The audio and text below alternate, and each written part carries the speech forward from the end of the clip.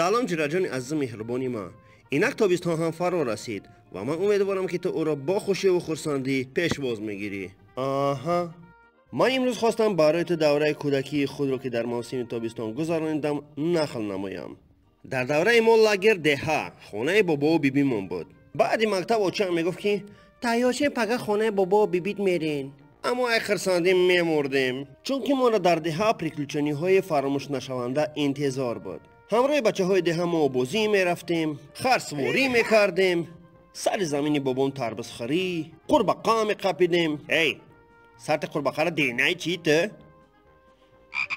دولنی یکا او را قبل نمیخریشه. نمیدونم با کدام عقل الچای زنبور را میکفتیم.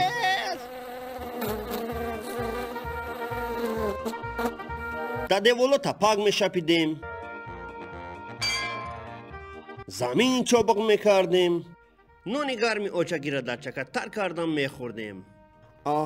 یگان فساد به ای برابر نمیشود. راست میگویی.